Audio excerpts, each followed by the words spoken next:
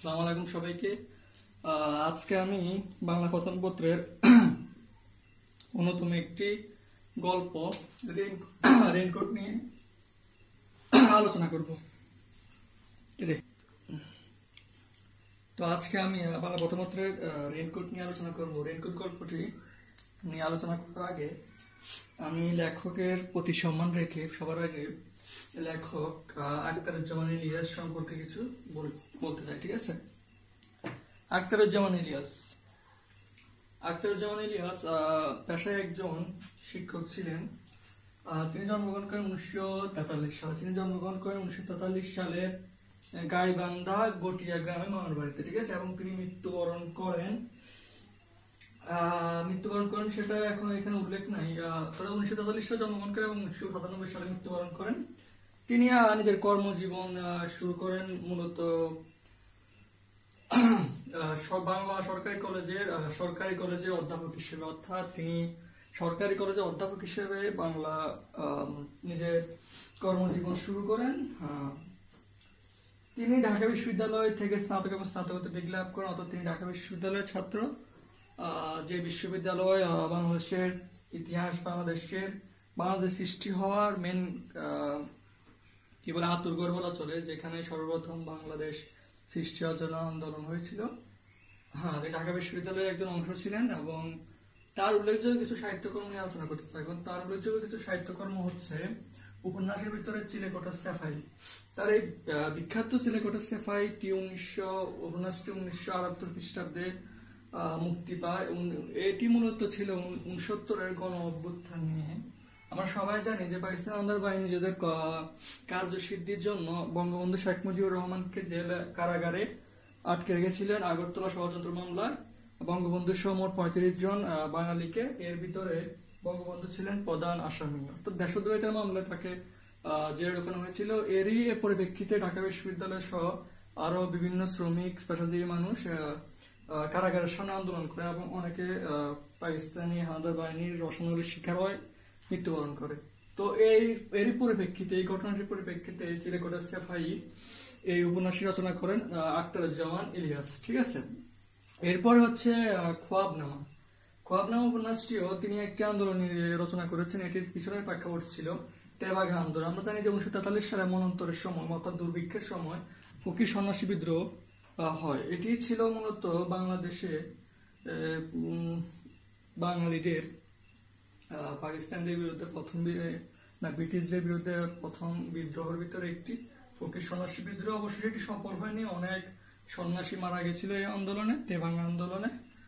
এইটি মূলত খোয়াবনামাটি মূলত তেভাগা আন্দোলন নিয়ে রচিত। ঠিক আছে। এখন আমি লেখকের আরো কিছু গল্পগ্রন্থ নিয়ে আলোচনা করব। গল্পগ্রন্থগুলো হচ্ছে দুধবাতে উৎপাত, দোজকেরুম, অন্য ঘরে অন্যস্বর, দুজকেরুম, দুধবাতে উৎপাত, অন্য ঘরে অন্যস্বর, খোয়ারি, জাল স্বপ্ন, স্বপ্নে জাল। অর্থাৎ এই 1টা 2টা 3টা 4টা 5টা, এই 5টা ছিল আখতারুজ্জামান ইলিয়াসের উল্লেখযোগ্য কয়েকটি গল্পগ্রন্থ। ঠিক আছে। তো তিনি একটি প্রবন্ধ গ্রন্থ রচনা করেছিল, হচ্ছে সংস্কৃতির ভাঙ্গা সেতু। তার এই প্রবন্ধ গ্রন্থটি সত্যি অনেক বিখ্যাত ছিল। তিনি একটি পুরস্কার লাভ করেন, বাংলা একাডেমি পুরস্কার লাভ করেন 1962 সালে। তিনি বাংলা একাডেমি পুরস্কারও ভূষিত হন 1962 সালে। তো এই ছিল মোটামুটি রেইনকোটের লেখক আখতারুজ্জামান ইলিয়াসের সংক্ষিপ্ত পরিচিতি। যতটা বইতে আছে ততটা, আর বইয়ের বাইরে আমার মনে হয় আর কিছু জানার দরকার এখন এসএসসি এক্সামের জন্য। ঠিক আছে। আমাকে যদি কেউ বলে যে রেইনকোট গল্পটির মূল কথা কি, এক লাইনে বলো। ঠিক আছে। অর্থাৎ রেইনকোট গল্পটির মূল ভাব কি, এক লাইনে যদি আপনার কেউ রেইনকোট গল্পের মূল ভাব লিখতে বলে, তাহলে সেটা এভাবে লেখা যায় যে মুক্তিযুদ্ধ ও পাক বাহিনীর দখল দায়িত্ব। আমরা জানি যে রেইনকোট গল্পটি 1971 সালের মুক্তিযুদ্ধের প্রেক্ষাপট নিয়ে রচিত। অর্থাৎ মুক্তিযুদ্ধে একজন সাধারণ কলেজের শিক্ষক, তো তিনি ঢাকা কলেজের শিক্ষকের জীবন কিরকম ছিল, তখন মুক্তিযুদ্ধের সময় পাক বাহিনীর ঠিক কতটা অত্যাচার করেছিল, কতটা নিপীড়ন করেছিল সাধারণ বাঙালির উপর, সেটার একটি পরিচয় ফুটে উঠেছে। এবং বিশেষ করে রাজাকারদের দৌরাত্ম্য, অর্থাৎ তৎকালীন সময় কিছু দেশদ্রোহী মানুষ ধর্মের দোহাই দিয়ে ধর্মকে নিজেদের অস্ত্র করে রাজাকার করে, ঠিক আছে, দেশের মানুষকে অত্যাচার করে পাকিস্তানিদের দেশের বিভিন্ন সিক্রেট সম্বন্ধে জানিয়ে দেয়, যাতে তারা পাকিস্তানিদের এটা বুঝিয়ে দেয় যে বাংলাদেশের শিক্ষা প্রতিষ্ঠানগুলো যদি ধ্বংস করে দেওয়া হয় তাহলে বাংলাদেশকে অচল করে দেওয়া হবে এবং বাংলাদেশ তখন অবশ্যই তাদের হার মানতে বাধ্য হবে, ঠিক আছে। তো সবার আগে সেজন্যই পাকিস্তানিরা হামলা করে বাংলাদেশের সবথেকে বড় বিদ্যাপীঠ ঢাকা বিশ্ববিদ্যালয়, ওইখানে হামলা করে। তো ওইখানকার পাশাপাশি একটি হচ্ছে ঢাকা কলেজ। তো ঢাকা কলেজের একজন শিক্ষক ছিলেন এই গল্পের মূল নায়ক, মূল চরিত্র নুরুল হুদা। নুরুল হুদা। তো নুরুল হুদার মুখেই লেখক তার যাবতীয় যত অনুভূতি সবকিছু ফুটিয়ে তুলেছেন। আর এই গল্পের মূল কথায় এভাবে লেখা যায় যে মুক্তিযুদ্ধ ও পাক বাহিনী দখলদারিত্ব ছিল রেনকোট গল্পের মূল প্রেক্ষাপট, ঠিক আছে। এই পর্যায়ে আমি রেনকোট গল্পটির উৎস অর্থাৎ এটার উৎপত্তি সম্পর্কে একটু আলোচনা করতে চাই। এই রেনকোট গল্পটি প্রথম প্রকাশিত হয় 1995 সালে, ঠিক আছে। পরে এটি আখতারুজ্জামান ইলিয়াসের সর্বশেষ গ্রন্থ জাল স্বপ্ন স্বপ্নের জাল, জাল স্বপ্ন স্বপ্নের জাল, এটা মনে রাখবেন যে আখতারুজ্জামান ইলিয়াসের সর্বশেষ গ্রন্থ কি ছিল? জাল স্বপ্ন স্বপ্নের জাল, স্বপ্ন স্বপ্নের জালে ঠাঁই পায়, ঠিক আছে। মূলত রেনকোট গল্পটি জাল স্বপ্ন স্বপ্নের জাল থেকে আনা হয়। এই পাঠটি আমরা বর্তমানে এসেছি বইতে যে পাঠটি দেওয়া হয়েছে, এই পাঠটি নেওয়া হয়েছে আখতারুজ্জামান ইলিয়াস রচনা সমগ্র এক থেকে, অর্থাৎ আখতারুজ্জামান ইলিয়াসের রচনা সমগ্র এক থেকে বর্তমান যে রেনকোট পঠটি আমরা পড়ি এখন ওই অংশ থেকে, ঠিক আছে। এ পর্যায়ে আমি এই রেনকোট গল্পটির কেন্দ্রীয় চরিত্র নুরুল হুদা অর্থাৎ যে নায়ক, যার ভাষায় যার কথায় পুরো রেনকোট গল্পটি প্রকাশিত হয়েছে, রেনকোট গল্পটি রচিত হয়েছে, সেটা হচ্ছে নুরুল হুদা। কেমন? তো নুরুল হুদার চরিত্র নিয়ে একটু বিশ্লেষণ করতে গিয়ে দেখা যায় যে নুরুল হুদা ছিলেন আত্মকেন্দ্রিক এবং ভীতু একজন মানুষ। কি ছিলেন? আত্মকেন্দ্রিক একজন ভীতু মানুষ। কিন্তু একটা সময় দেখা যায় যে তার স্ত্রী আসমা, ঠিক আছে, আসমা যখন জোর করে তাকে মিন্টু অর্থাৎ তার শ্যালক, মিন্টু ছিল তার শ্যালক, তার শ্যালকের রেইনকোটটি পরিয়ে দেয়, তখন একটা সময় যখন সে রাস্তা থেকে বাইর হয়ে যায়, রেইনকোট গল্পটির একটি আধ্যাত্মিক শক্তি, অর্থাৎ রেইনকোট গল্পটির ভিতরে রেইনকোটের ভিতরে একটি আধ্যাত্মিক শক্তি কাজ করে, অর্থাৎ তার ভিতরে কি আসে? সাহসিকতা এবং দেশপ্রেম আসে। অর্থাৎ এই রেইনকোটটি গল্পের মূল অনুঘটক হিসেবে কাজ করেছে। অর্থাৎ যে একজন ভীতু আত্মকেন্দ্রিক মানুষ কিভাবে যে রেইনকোট গল্পের মাধ্যমে রেইনকোট গল্প ছিল এখানে মূল অনুঘটক, মূল উৎসাহদাতা। রেইনকোটটি পড়ার মাধ্যমে কিভাবে সে উৎসাহিত হয় এবং তার প্রতি তার দেশের প্রতি দেশপ্রেম জাগে এবং সে অনেক সাহসী হয়ে ওঠে। এতটাই সাহসী হয়ে ওঠে যে যখন নুরুল হুদাকে পাকিস্তানি হানাদার বাহিনীরা ক্যাম্পে নিয়ে গিয়ে নিষ্ঠুর মারধর করে, খুব অত্যাচার করে, কিন্তু তিনি কিন্তু টু শব্দটি করেননি যে কোথায় মুক্তিযোদ্ধারা লুকিয়ে আছে বা মুক্তিযোদ্ধাদের খবর দেননি। সুতরাং এই গল্পটিতে নুরুল হুদার মূল সাহসিকতা এবং দেশপ্রেমের মূল উৎস বলা যায় মিন্টুর রেইনকোট। সেজন্যই এই গল্পটির নাম রেইনকোট রাখা হয়েছে। অর্থাৎ রেইনকোটটি হচ্ছে এই গল্পের মূল নায়ক বলা চলে, যে কিনা উৎসাহদাতা হিসেবে কাজ করেছে নুরুল হুদাকে। আর মিন্টু ছিলেন একজন মুক্তিযোদ্ধা। রেইনকোট অবশ্যই অনেক বেশি তাৎপর্যপূর্ণ, কারণ মিন্টু ছিলেন একজন দেশপ্রেমী মুক্তিযোদ্ধা, যিনি অনেক সাহসিকতার পরিচয় দিয়েছে মুক্তিযুদ্ধ করে বাংলাদেশের স্বাধীনতার জন্য। ঠিক একজন সাহসী মানুষের রেইনকোটের ভিতরে যে একটা সাহস লুকিয়ে থাকে, এক ধরনের উৎসাহ লুকিয়ে থাকে, এক ধরনের দেশপ্রেম লুকিয়ে থাকে, সেটি নুরুল হুদার ভাষ্যে লেখক আখতারুজ্জামান ইলিয়াস অত্যন্ত সুন্দরভাবে ফুটিয়ে তোলার চেষ্টা করেছেন, ঠিক আছে। এ পর্যায়ে আমি গল্পের একটু ভিতরে ঢুকি। কেমন? তো এই গল্পের ভিতরে শুরু হয় বৃষ্টির কথা দিয়ে, ঠিক আছে। শুরুটা কেন? ভোর রাত থেকে বৃষ্টি, অর্থাৎ ভোর রাত থেকে বৃষ্টি। তখনকার সময় আমরা জানি যে খনার বছর নামে একটি আছে, টার্ম আছে, যে খনার বছর নাকি সত্যি হয়, খনার বছর কি সত্যি কথা ব্যবহৃত হয়, যে খনার বছর অনুযায়ী ভোর রাতে যখন বৃষ্টি হয় তখন ওই বৃষ্টির মেয়াদ নাকি 3 দিন থাকে। কদিন হয় থেকে প্রিন্টিং হয়ে থাকে। আদের কথাটা সত্যি কিনা আমি জানি না, কিন্তু লেখক অনেক বছরের কথা উল্লেখ করেছেন এখানে, ঠিক আছে। তো এই গল্পে ইন্টারেস্টিং একটি চরিত্র হচ্ছে ইসাক। ইসাক হচ্ছে ঢাকা কলেজের পিয়ন, অর্থাৎ প্রিন্সিপালের পিয়ন ছিলেন, পিএসও বলা যায়। উনি এপ্রিলের শুরু থেকে উর্দু কথা বলা বন্ধ করে দেয়। কখন থেকে? এপ্রিলের শুরু থেকে। কারণ কি? পাকিস্তানি হানাদার বাহিনীর চোখে ভালো হওয়ার জন্য তিনি উর্দু বলা শুরু করে এবং বাংলা বলা ছেড়ে দেয়, ঠিক আছে। মূলত তিনি ছিলেন একজন বাঙালি।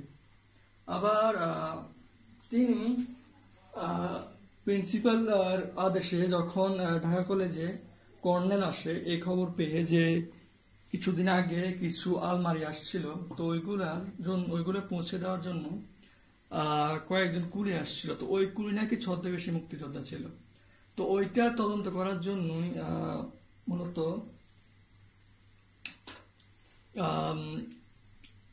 নুরুল হুদাকে ডাকার জন্য, মানে কলেজে আসার জন্য প্রিন্সিপাল ইসাককে পাঠিয়েছে, ঠিক আছে। তো ইসাক যখন নুরুল হুদার বাড়িতে আসে, তখন নুরুল হুদার ধমক দেখে, নুরুল কথার ভাব দেখে প্রথমে নুরুল হুদাকে মূলত ঠাট্টা বিদ্রুপ করে মনে মনে প্রথমে তুলনা করেছিলেন মিলিটারির কর্নেল হিসেবে, অর্থাৎ সে এমন একটা ভাবে থাকে যে সে নাকি মিলিটারি কর্নেল হিসেবে ভাবলেন।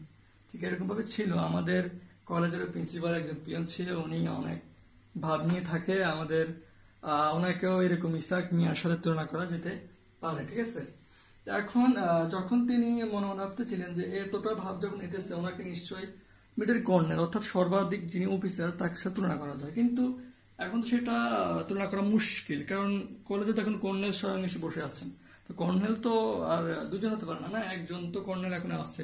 সুতরাং তাকে কর্নেল থেকে ডেমোটেট করা হয়েছে, অর্থাৎ লেখক তাকে কর্নেল থেকে ডেমোটেট করে লেফটেন্যান্ট কর্নেলে উত্তীর্ণ করে, ঠিক আছে। অর্থাৎ ডেমোটেট করে লেফটেন্যান্ট কর্নেলে বসান। কিন্তু একটা কথা সত্যি, কিন্তু ইসাক মিয়ার এত পাওয়ার, এত উর্দু বলে সে, এত তেল মারতে পারে সে, পাকিস্তান হানাদার বাহিনীকে, প্রিন্সিপালকে একটা ভাব নিয়ে থাকে। তো ইসাক মিয়াকে কখনোই ক্যাপ্টেন দিকে ঠেলা মুশকিল, অর্থাৎ ক্যাপ্টেন দিকে তাকে ঠেলে নেওয়া যাবে না, কিন্তু কারণ সে অনেক পাওয়ারফুল। তাকে কর্নেলের কথাই বিবেচনা করে তাকে কর্নেল প্রতি সদয় হয় না, লেফটেন্যান্ট কর্নেলই নিলাম, কিন্তু ক্যাপ্টেন কখনোই বানানো যাবে না, ঠিক আছে। তো ইসাক, একটা গুরুত্বপূর্ণ প্রশ্ন হচ্ছে যে ইসাক বাংলা বলা ছেড়েছিল কখন থেকে? এপ্রিলের শুরু থেকে, ঠিক আছে। এটা মনে রাখতে হবে যে ইসাক বাংলা বলা ছেড়েছিল এপ্রিলের শুরু থেকে।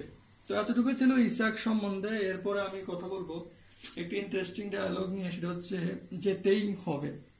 এই ডায়ালগটি করেছিল নুরুল হুদার স্ত্রী আসমা, ঠিক আছে। আসমা যখন ইসাক মিয়া নুরুল হুদাকে ডাকতে আসলো, যখন নুরুল হুদা রেডি হচ্ছিল, যে এই বৃষ্টির ভিতরে রেডি হচ্ছিল প্রিন্সিপালের সাথে দেখা করার জন্য কলেজে যাবে, তখনই আসমা সোহাগের সুরে বললো, যে আদর সুরে বললো যেতেই হবে, অর্থাৎ তোমাকে যেতেই হবে, এই বৃষ্টির ভিতরে না গেলে নয়। কিন্তু নুরুল হুদা তৎক্ষণাৎ বলে যে প্রিন্সিপাল যে তাকে করবে, ক্রিটিসাইজ করবে, প্রিন্সিপাল যে তাকে বকবে, এই বকার ভাগ নেওয়ার কথা বলা হয়েছে। অর্থাৎ বকার ভাগ কি আসমা নেবে কিনা, অর্থাৎ তার বউ কি তার বকার ভাগ নেবে কিনা, ঠিক আছে। তখনই এই ডায়ালগটির উৎপত্তি ঘটে, মূলত এটার প্রেক্ষাপট এটাই, ঠিক আছে।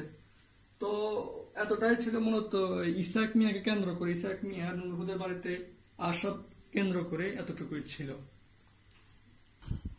এই গল্পটিতে অন্যতম একজন বেঈমান, অন্যতম একজন রাজাকার হচ্ছে প্রিন্সিপাল, অর্থাৎ ঢাকা কলেজের প্রিন্সিপাল।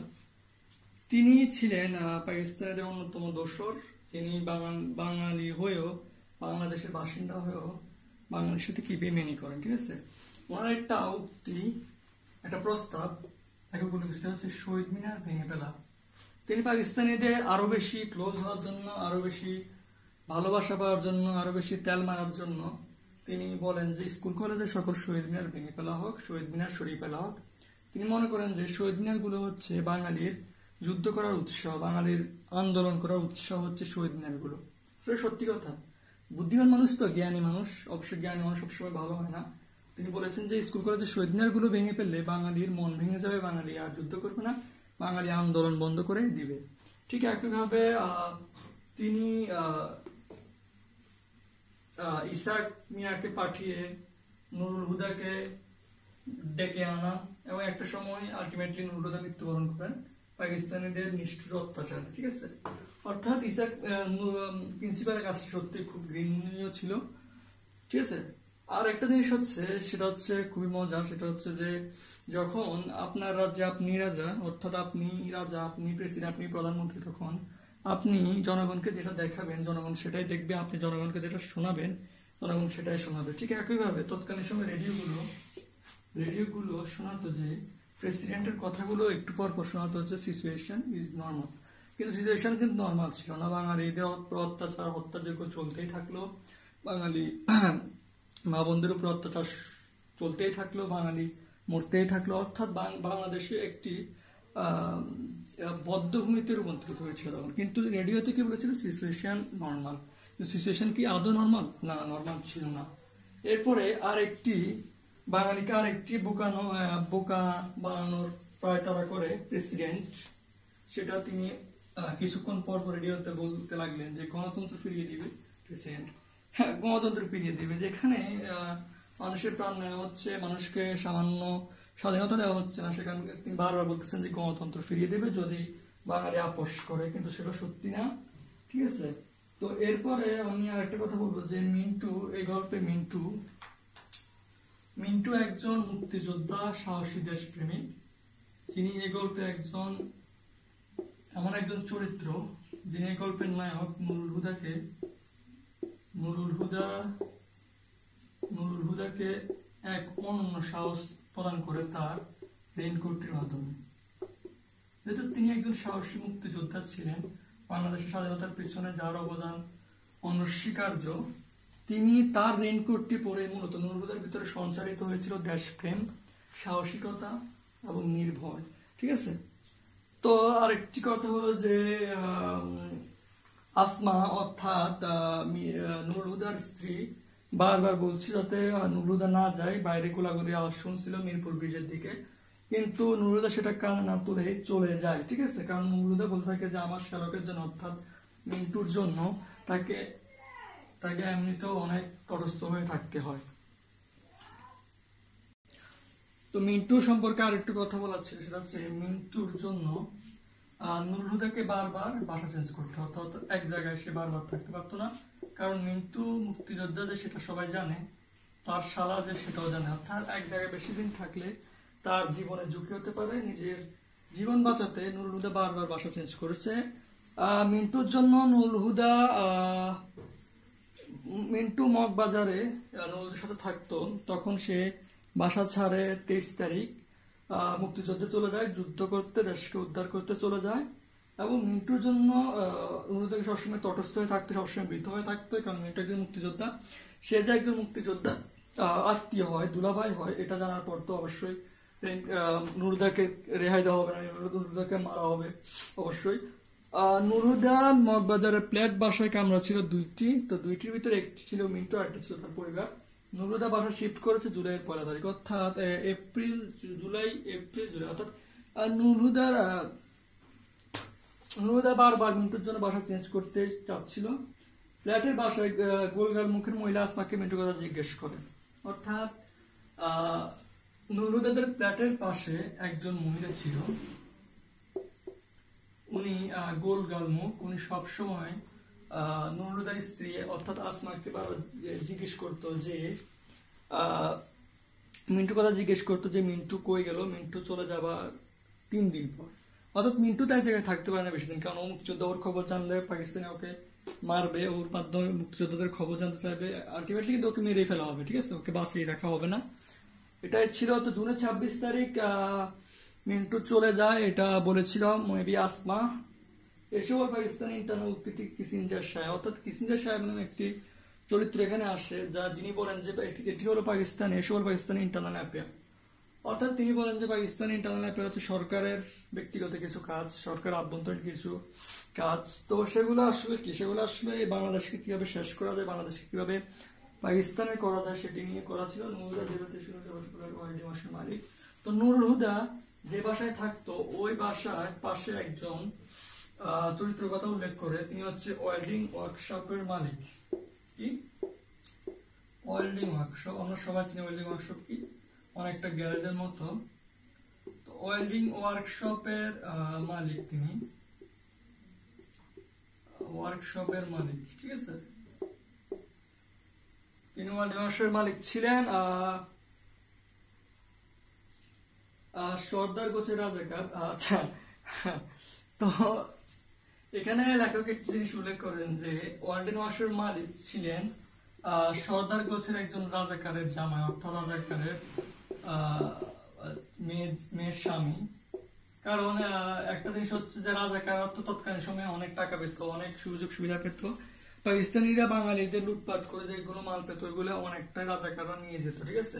তো ওয়েল্ডিং ওয়ার্কশপের মালিককে তার রাজাকার শ্বশুর দামি দামি সোফা সেট দেয়, দামি দামি সোফা সেট, ফ্যান, খাট, পালং সব চালান পাঠায়, ঠিক আছে। অর্থাৎ পাকিস্তানিদের টাকায় কেন বাঙালিদের অত্যাচার করে, বাঙালিদের লুট করে দামি দামি শপিং, দামি দামি প্যান, হ্যাঁ, এগুলো আনা হয়। আর এগুলো সর্দার গোছের রাজাকার অর্থাৎ ওয়েল্ডিং ওয়ার্কশপের মালিকের শ্বশুর তাকে সেগুলো দিত, ঠিক আছে। তারপরে হচ্ছে যে সপ্তাহ 2-3 দিন মেয়ে বাড়িতে রেফ্রিজারেটর খাট এগুলো আসে। অর্থাৎ সর্দার গোছের রাজাকারের স্বামী, সর্দার গোছের রাজাকারের জামাই অর্থাৎ মেয়ে জামাইকে সর্দার গোছের রাজাকার 2 সপ্তাহের মধ্যে 2-3 দিন পর পর, 1 সপ্তাহে 2-3 দিন পর পরে দামি দামি রেফ্রিজারেটর এগুলো পাঠায়। তো এত টাকা সে নিশ্চয় ইনকাম করতো না। এখন এতটুকুই ছিল সর্দার গোছের রাজাকার ওয়েল্ডিং ওয়ার্কশপের মালিকের শ্বশুরের কথা। এ পর্যায়ে রেইনকোট গল্পের মূল নায়ক নুরুল হুদা এবং তার স্ত্রী আসমার কিছু খুনসুটির কথা নিয়ে আলোচনা করা যাক। সেটা হচ্ছে এরকম যে আসমা যখন মিন্টুর রেইনকোটটি নুরুদাকে পড়াতে যাচ্ছিল তখন তিনি বলেন যে দেখি তো ফিট করে কিনা। অর্থাৎ এই কথাটি বলেছিল ব্যঙ্গ করে, কারণ রেইনকোট গল্পে নুরুল হুদা মিন্টুর তুলনায় কিছুটা বেটে ছিল, অর্থাৎ নুরুল হুদা হাইট একটু কম ছিল। সেজন্য বলেছিল যে এই কথাটি বলেছিল যে হাসি ঠাট্টার ছলে যে দেখি তো ফিট করে কিনা। এই কথাটি বলার পরে কি বলে নুরুল হুদা বলে আসমাকে যে সারাক্ষণ শুধু বাই করে, বাইরের জন্য এত সমস্যা, আমার কোন পড়াশোনা করে না, সারাক্ষণ বাইরের পড়াশোনা করে, এরকম কিছু বলে থাকে। তো মিন্টুর উচ্চতার সাথে তুলনা করে এটাই বলতেছিলাম। আর তারপর যখন নুরুল হুদা নিজেরা যে ভাবতে থাকে রেইনকোটে যে মিন্টুর রেইনকোটটি যে পরলাম, এই রেইনকোটটি পরার কারণে কোনো পাকিস্তানি হামলার বাহিনী তাকে রাস্তায় ধরবে কিনা। তারপর সে মনে মনে আবার নিজেকে উত্তর দেয় যে মিলিটারির কি আর বিবেচনা বোধ নেই। তো বৃষ্টির ভিতরে একজন মানুষ রেইনকোট গায়ে দিতেই পারে, তো স্বাভাবিক জিনিস। তো এটা ভেবে তিনি বলেছেন যে মিলিটারির কি আর বিবেচনা বোধ নেই। এ পর্যায়ে আমি গল্পে অন্যতম একজন খলনায়ক হচ্ছে প্রিন্সিপাল ডক্টর আফাজ আহমেদ। তার কয়েকটি কাজের সম্পর্কে বলতে চাই। আমি আগে বলেছি যে তিনি বলেছিলেন যে দেশ থেকে যত কলেজে স্কুলে যত শহীদ মিনার আছে সবগুলো ভেঙে ফেলতে, সবগুলো সরিয়ে ফেলতে। আর তিনি আরেকটা কথা বলেন যে মিলিটারি কাউকে মিছিমিছি ধরে না, অর্থাৎ মিলিটারিরা কাউকে মিছিমিছি ধরে না। যাদেরকে সন্দেহ পায়, যারা মিসক্রিয়ান্ট, তার ভাষায় যারা মিসক্রিয়ান্ট অর্থাৎ যারা দুষ্কৃতকারী, দেশদ্রোহী, তার কথা যেগুলো যারা দেশদ্রোহী তাদেরকেই মিলিটারিরা ধরে। মূলত তিনি ছিলেন একজন দেশদ্রোহী অর্থাৎ মিসক্রিয়ান্ট, ঠিক আছে। আর একটা জিনিস হচ্ছে যে এখানে কিছু ঘটনার আলোকপাত করা হয়েছে এভাবে যে নুরুল হুদা কলিগদের সাথে খুব কম কথা বলতেন এই ভয়ে যে তার শালা যে মুক্তিযোদ্ধাটা যাতে কেউ না পায়, ঠিক আছে। তো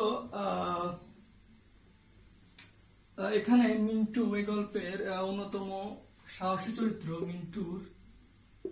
মিন্টুর প্রসঙ্গে লেখকের উক্তি করে, সেটি হচ্ছে মিন্টু দমদম কি বলে দমদম মিলিটারি মারে, অর্থাৎ মিলিটারিদের কি করে হত্যা করে, মিলিটারিদের মারে, ঠিক আছে। তো এতটুকুই। আর হচ্ছে যেহেতু নুরুল একজন কলেজের একজন প্রফেশনাল লেকচারার, কেমিস্ট্রি লেকচারার ছিলেন, তাকে অবশ্যই কলেজে হাজিরা দিতে হতো। আর কলেজের স্টাফ রুমে ফিসফিস করে সবসময় তার কলিগরা, এই ভেবে আচ্ছা কলিগদের ফিসফিস ছেলেদের গুলিতে মিলিটারিদের লাশ পড়ার কথা বলা হয়েছে কয়জনের? 7 জনের। অর্থাৎ কলিগরা স্টাফ রুমে বসে বসে ফিসফিস করছিল যে মিলিটারিদের লাশ পড়ার কথা ছিল 7 জনের। তো টুপির তেজ কি আর পানিতেও লাগলো নাকি? নুরুল এই কথা ভাবে টুপির বারান্দা বেয়ে কয়েক ফোঁটা পানির চেটে পরীক্ষা করে পানির স্বাদ পানসে বা না হয়। অর্থাৎ সাধারণত পানির স্বাদ পানসে হয়, মানে পানির একটা স্বাদ আছে, পানির মতো কোনো স্বাদ নাই। নুরুদা যখন তার শ্যালক মিন্টু রেনকোটটি গায়ে দিয়েছিল, তখন রাস্তা দিয়ে যাওয়ার সময় তার গায়ে যে বৃষ্টি ফোঁটাগুলো পড়েছিল, তো ওইগুলো বেয়ে বেয়ে তার মাথার রেনকোটের যে টুপি, তো ওইটা বেয়ে বেয়ে পড়ছিল। তো ওই বেয়ে পড়ানোর যে পানিগুলো, ওইগুলো মিন্টু নুরুদা চেক করে দেখে যে ওইগুলা অনেকটা পানসে স্বাদের, তখন পানসে না অন্য স্বাদের। তখন সে ভাবলো মনে মনে যে মিন্টুর যেই তেজস্বী ক্ষমতা সেটা নিশ্চয় তার রেনকোটে আসছে, আর রেনকোট ধুয়ে যখন পানি পড়তেছে নিশ্চয় এটা অলৌকিক কিছু, ঠিক আছে। আর এখানে গুরুত্বপূর্ণ কিছু ঋতুর কথা বলা হয়েছে। ঋতুগুলোর নাম অবশ্যই মনে রাখতে হবে, এমসিকিউ হিসেবে আমি বলে রাখি একভাবে, যেগুলো হচ্ছে শীত শীত ভাব আসে শেষ হেমন্তের বৃষ্টিতে। এমসিকিউতে আসতে পারে যে শীত শীত ভাব কখন আসে? অবশ্যই হেমন্তের বৃষ্টিতে আসে। মিন্টু রেইনকোট রেখে গিয়ে ভালোই করেছেন, অনুদেগতভাবে রেইনকোটের ভিতরে উন্নয়ন করে। অর্থাৎ একটা সময় কিন্তু প্রথম রেইনকোট গল্পটি রেইনকোটটি অর্থাৎ মিন্টুর রেইনকোটটি নুরুদা পড়তে চায়নি, এ ভয়ে যে রেইনকোট পরলে যদি পাকিস্তান আর্মি তাকে ধরে। কিন্তু আসমা অর্থাৎ তার স্ত্রীর জোরাজোরিতে সে এই রেইনকোটটি পরতে বাধ্য হয়। যখন বাইরে যায় তখন দেখে যে রেইনকোটটির ভিতরে খুব অর্থাৎ খুব উষ্ণতা আছে, যাতে সে খুব ভালো ফিল করে। তখন সে এই মন্তব্যটি করে যে মিন্টু রেইনকোটটি রেখে গিয়ে অনেক ভালো কাজ করেছে। তো রংপুর দিনাজপুরে হাফের বেশি স্বাধীনে খবর দিয়েছে বিবিসি, অর্থাৎ BBC British broadcasting society. BBC তৎকালীন সময় রেডিওতে দিত, বাংলাদেশ রেডিওতে শুনতেছিল যে বিবিসি বলেছিল যে রংপুর দিনাজপুরের হাফের বেশি জায়গা বাঙালি মুক্তিযোদ্ধারা স্বাধীন করে ফেলেছে, বাঙালির অধীনে চলে এসেছে। মিরপুরের বিল দিয়ে মুক্তিযোদ্ধা আসলে 2 নৌকা বোঝা, অর্থাৎ এই গল্প আরেকটি হচ্ছে মিরপুরের বিল দিয়ে 2 নৌকা বোঝাই করে মুক্তিযোদ্ধারা আসছিল। এই মুক্তিযোদ্ধারাই খতম করে অর্থাৎ হত্যা করে 5 জন খানসানা, অর্থাৎ খানসানা বলা হতো পাকিস্তানি হানাদার বাহিনীদেরকে, ঠিক আছে। তো নৌকা বোম্বাই মুক্তিযোদ্ধারা খতম করে 5 জনকে। স্টেট বাসের রং ছিল লাল, অর্থাৎ নুরুল হুদা কলেজে যাচ্ছিল স্টেট বাসে করে, তো স্টেট বাসটার রং ছিল লাল। এমসিকিউ আসতে পারে যে স্টেট বাসটির রং কিরকম ছিল? অবশ্যই বলতে হবে যে লাল, দাগাতে হবে লালের বেশি। বাসের সিট ছিল অর্ধেকের বেশি খালি। নুরুদাকে দেখে 2 জন যাত্রী নেমে যায়। নুরুদা ওইগুলোকে চোর ডাকাত ভাবে, চোর হিসেবে সম্বোধন করে। তো এই গল্পটিতে গুরুত্বপূর্ণ কয়েকটি ডায়ালগ রয়েছে, কয়েকটি উক্তি রয়েছে, সেগুলো আমি একটু বলি। সেগুলো হচ্ছে যে একটি উক্তি হচ্ছে এরকম যে বর্ষাকালেতে জুট, উক্তি ঠিকার কুলি, অর্থাৎ কুলি বেশে কিছুদিন আগে যে ঢাকা কলেজে কিছু আলমার এসেছিল, ওইগুলো যারা কলেজে ঢুকেছিল ওই কুলিগুলো নুরুদাকে ফিসফিস করে বলছিল যে বর্ষাকালেতে জুট, অর্থাৎ বর্ষাকালে জুট বলেছিল। এই কথাটির উদ্দেশ্য হচ্ছে যে বর্ষাকালে জুট কেন? আমরা চীন আর রাশিয়ার কথা জানি, ঠিক আছে। তো রাশিয়াতে একটা কথা বলছে যে রাশিয়া জেনারেল মনসুন এবং বাংলাদেশে হচ্ছে জেনারেল উইন্টার, ঠিক আছে। অর্থাৎ বাংলাদেশ হচ্ছে জেনারেল রেন। তো বৃষ্টির সময় আসলে বর্ষাকালে পাকিস্তানিরা তো মরুভূমির দেশের, ওইখানে তো এত বৃষ্টিপাত হয় না। তো বাংলাদেশে যখন প্রচুর বৃষ্টিপাত হয় তখন ওই বৃষ্টিপাতের আবহাওয়ার সাথে পাকিস্তানি আন্দার বাহিনীরা পেরে ওঠে না। অর্থাৎ বর্ষাকালেই বাঙালি মুক্তিযোদ্ধাদের জন্য সুযোগ পাকিস্তানিদের খতম করা। আর আরেকটি কথা হচ্ছে এবার যে দ্বিতীয় বিশ্বযুদ্ধের সময় প্রচন্ড শীতের কবলে পড়ে হিটলার বাহিনী রুশ বাহিনীর হাতে পরাজিত হয়েছিল। অর্থাৎ হিটলার বাহিনী কখনো, অর্থাৎ হিটলার যে দেশে ছিল ওই দেশে কিন্তু অনেক খারাপ অবস্থা ছিল, ওই দেশে এত বেশি ঠান্ডা পড়তো না। কিন্তু হিটলার যখন রুশ বাহিনী মার্কিন বাহিনীকে নিয়ে তিনি রাশিয়াকে আক্রমণ করতে যায়, অর্থাৎ রুশ বাহিনীকে আক্রমণ করতে যায়।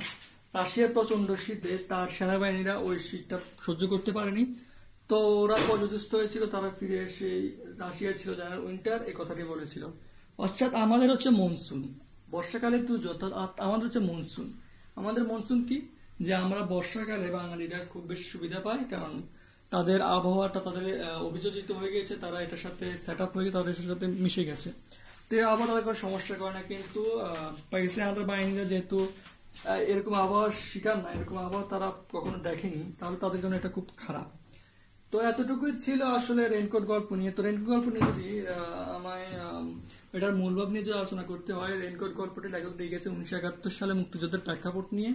তিনি এই গল্পটি লিখেছেন যে মুক্তিযুদ্ধের সময় পাকিস্তানিরা কিরকম বাঙালির উপর অত্যাচার করেছে, এবং আরেকটি কথা উল্লেখ করেছে, সেটি হচ্ছে যে পাকিস্তানিরা না, বাঙালিদের ভিতরে কিছু রাজাকার ছিল, দেশদ্রোহী মানুষ ছিল, যারা নিজেদের দেশকে বেছে নিজেদের পকেট ভারী করছিল, নিজেদের ক্ষমতা বাড়াচ্ছিল এবং কুকর্ম করছিল। ঠিক আছে, তো একটা কথা হলো এই যে ওরা বলছিল যে পাকিস্তানি হচ্ছে মুসলমান আর আমরা চাই একটা মুসলিম রাষ্ট্র। কিন্তু একটা জিনিস হচ্ছে যে মুসলিম এবং হিন্দু কোনো ফ্যাক্ট না, ফ্যাক্টটা হচ্ছে মানুষ বলেছে। সেজন্য দার্শনিকের বলে যে সবার উপরে মানুষ সত্য, তার উপরে নাই। তো একজন মানুষ তখনই মানুষ হয়ে ওঠে যখন তার ভিতরে মনুষ্যত্ব ঠিক থাকে। যখন তার ভিতরে মনুষ্যত্ব চলে যায়, তখন সে যত কিছু করুক সে মানুষ হয়ে আর মর্যাদা লাভ করে না। তো ধর্মকে হাতিয়ার করে যদি মানুষকে ক্ষতি করে, নির্বিচারে নিরীহ মানুষকে হত্যা করা হয়, তাহলে সেটা কখনোই ধর্ম হতে পারে না, সেটা কখনোই ইসলামের বাণী হতে পারে না। ইসলাম চাই শান্তি। ইসলাম কখনোই কোন ধর্মের সাথে কোন ধর্মীয় কোন কুসংস্কার, ধর্মীয় দাঙ্গা হাঙ্গামা এগুলো ইসলাম কখনোই সাপোর্ট করে না, সমর্থন করে না।